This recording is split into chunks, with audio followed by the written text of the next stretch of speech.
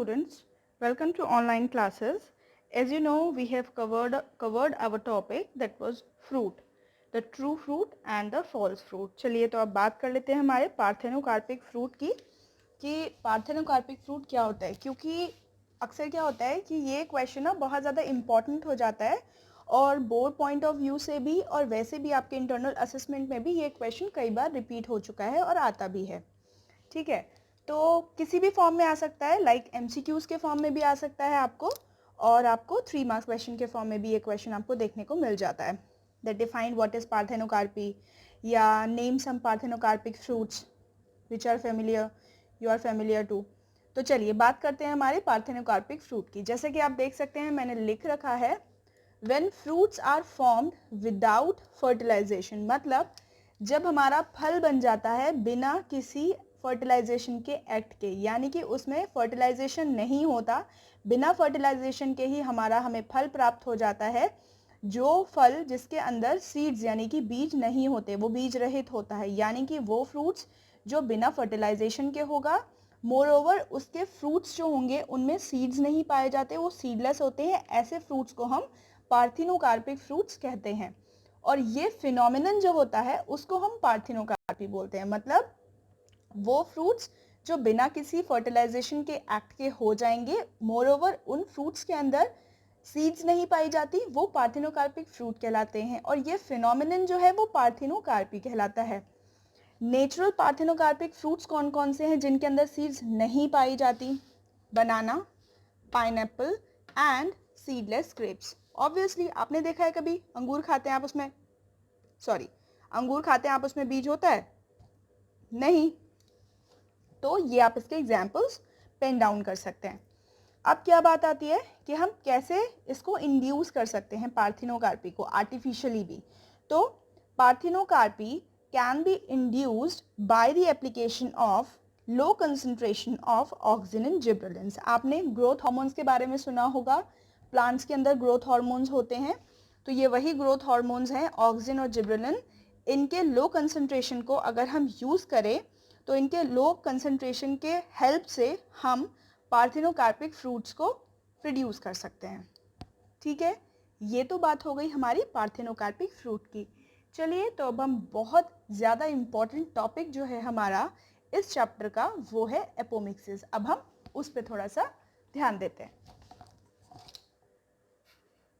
चलिए स्टूडेंट्स, तो अब बात करते हैं हमारे एपोमिक्सिस की.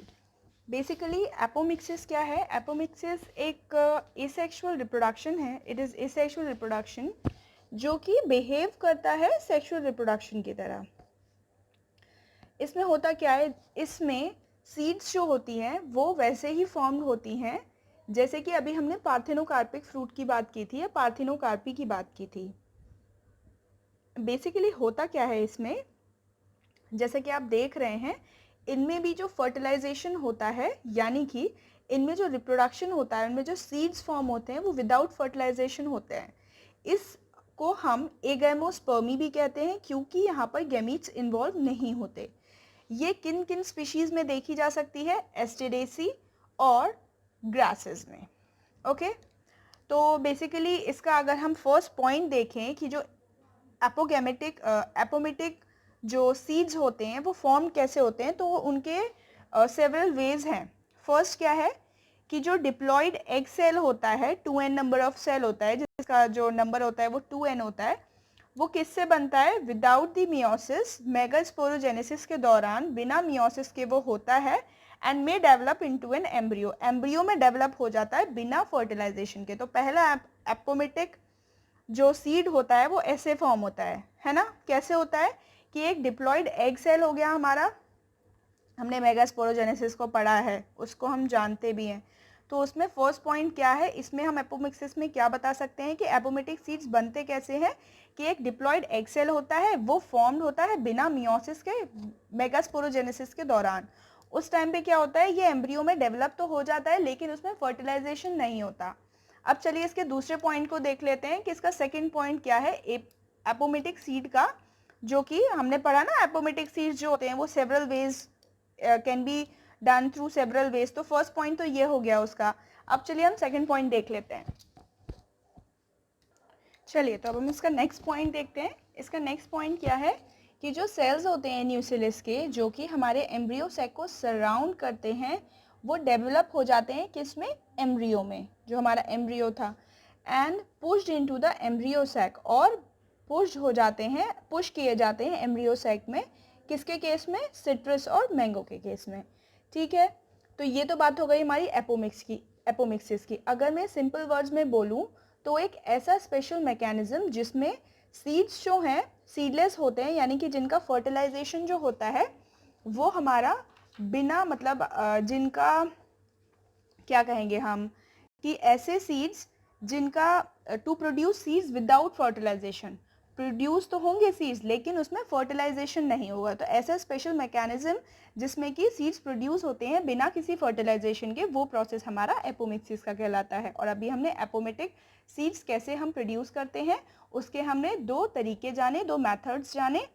ओके, तो अब चलिए हम बात कर लेते हैं आगे। हमारा जो लास्ट टॉपिक है पॉलीएम्ब्रियोनी, उसको देखते हैं what is polyembryony. Okay students, तो अब बात करते हैं हमारे लास्ट टॉपिक की, जो कि है polyembryony. This is also very important from board point of view, क्योंकि अक्सर ये क्वेश्चन आ जाता है और आता ही है। ठीक है, तो चलिए बात करते हैं हम हमारी पॉलीएम्ब्रियोनी की। पॉलीएम्ब्रियोनी होता क्या है?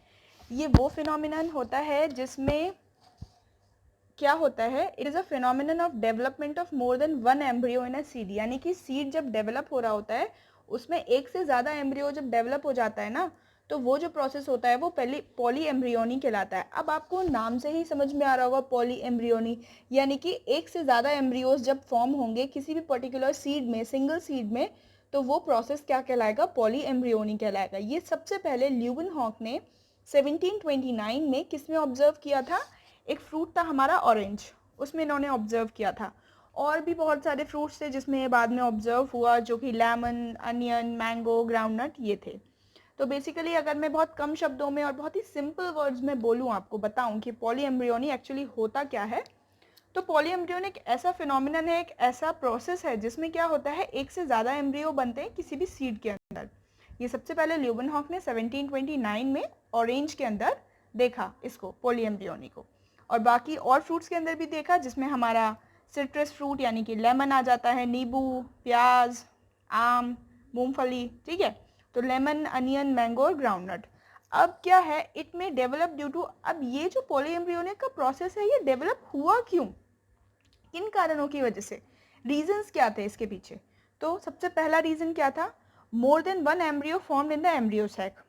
पहली बात तो हुआ क्या, एम्ब्रियो सैक के अंदर एक से ज़्यादा एम्ब्रियो बनना, ये एक रीज़न था कि भाई हमारे एम्ब्रियो सैक के अंदर एक से ज़्यादा एम्ब्रियो बन गए, तो उसका डेवलपमेंट होना शुरू हो गया, पूरा प्रॉपर हमारा फ्रूट बन गया। तो फिर हमने जब इस प्रोसेस को देखा, हमारे जब साइंटिस्ट ने इसको बहुत अच्छे से रिसर्च किया, तो फिर उन्होंने इस प्रोसेस को एक नया नाम दिया जो कि पॉलीएम्ब्रियोनी कहलाया। दूसरा रीज़न क्या हो सकता है कि अदर सेल्स लाइक, और भी सेल्स जो होते हैं, बाकी सेल्स जो एक एम्ब्रियो सैक के अंदर पाए जाते हैं, फर्टिलाइज्ड एम्ब्रियो सैक के अंदर, और उसमें सिनर्जिड्स और सेल्स ऑफ न्यूक्लियस में आल्सो डेवलप इनटू एम्ब्रियो, यानी कि ऑब्वियसली ये सेल्स तो डेवलप नहीं होते, लेकिन क्योंकि पॉलीएम्ब्रियोनी का प्रोसेस है तो उसके अंदर ये सेल्स भी डेवलप हुए, सिनर्जिड्स और न्यूक्लियस के जो सेल्स थे। तो इस तरीके से हमारा ये वाला टॉपिक जो कि पॉलीएम्ब्रियोनी है वो कंप्लीट होता है। हमारा सेकेंड चैप्टर यूनिट 1 का, that is of reproduction, the chapter number 2 that was reproduction in flowering plants, completed. अगर आप को लगता है कुछ ऐसे टॉपिक्स बाकी हैं जो मैंने कवर नहीं किए हैं, वैसे तो मैंने सारे टॉपिक्स बहुत अच्छे से कवर किए हैं, बहुत कीनली बताए हैं, क्योंकि मेरे पास जो भी मटेरियल था वो सारा ऑथेंटिक मटेरियल मैंने आपको प्रेजेंट किया है, एंड आई होप मैंने जितना भी कुछ मटेरियल आपको प्रोवाइड किया होगा, it will help you in your exams and will increase your knowledge and wisdom also. So all the best for your exams, and I hope you will be doing well, and stay safe and stay home. अब हम आगे आने वाले chapter में बात करेंगे human reproduction की। Thank you.